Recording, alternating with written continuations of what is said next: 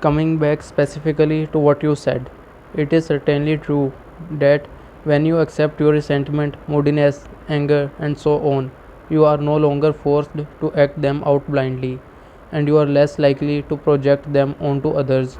But I wonder if you are not deceiving yourself when you have been practicing acceptance for a while, as you have. There comes a point when you need to go on to the next stage where those negative emotions are not created anymore. If you don't, your acceptance just becomes a mental label that allows your ego to continue to indulge in unhappiness and so strengthen its sense of separation from other people, your surroundings, your here and now.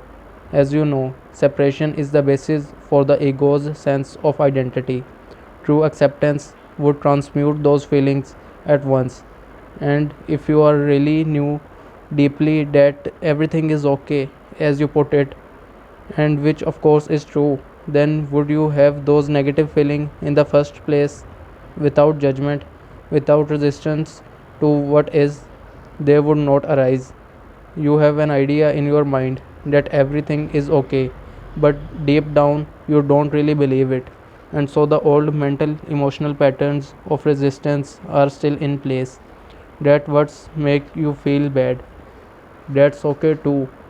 Are you defending your right to be unconscious? Your right to suffer? Don't worry. Nobody is going to take that away from you.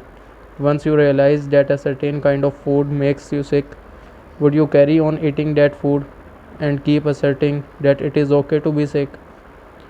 Wherever you are, be there totally. Can you give some more examples of ordinary unconsciousness? See if you can catch yourself complaining in either speech or thought about a situation you find yourself in, what other people do or say, your surroundings, your life situation, even the weather. To complain is always non acceptance of what is. It invariably carries an unconscious negative charge. When you complain, you make yourself into a victim. When you speak out, you are in your power. So change the situation by taking action or by speaking out if necessary or possible. Leave the situation or accept it. All else is madness. Ordinary unconsciousness is always linked in some way with denial of the now. The now, of course, also implies the here. Are you resisting your here and now? Some people would always rather be somewhere else. Their here is never good enough. Through self observation, find out if that is the case in your life. Wherever you are, be there totally. If you find you here and now intolerable and it makes you unhappy, you have three options: remove yourself from the situation, change it, or accept it totally. If you want to take responsibility for your life, you must choose one of those three options, and you must choose now. Then accept the consequences. No excuses, no negativity, no psychic pollution. Keep your inner space clear.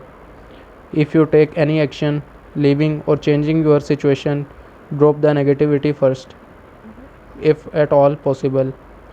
Action arising out of insight into what is required is more effective than action arising out of negativity. Any action is often better than no action, especially if you have been stuck in an unhappy situation for a long time. If it is a mistake, at least you learned something, in which case it's no longer a mistake. If you remain stuck, you learn nothing. Is fear preventing you from taking action? Acknowledge the fear, watch it, take your attention into it, be fully present with it. Doing so cuts the link between the fear and your thinking. Don't let the fear rise up into your mind. Use the power of the now. Fear cannot prevail against it.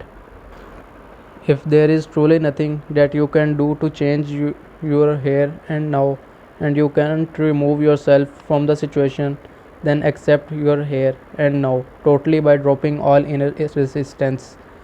The false unhappy self that loves feeling miserable, resentful, or sorry for itself can then no longer survive.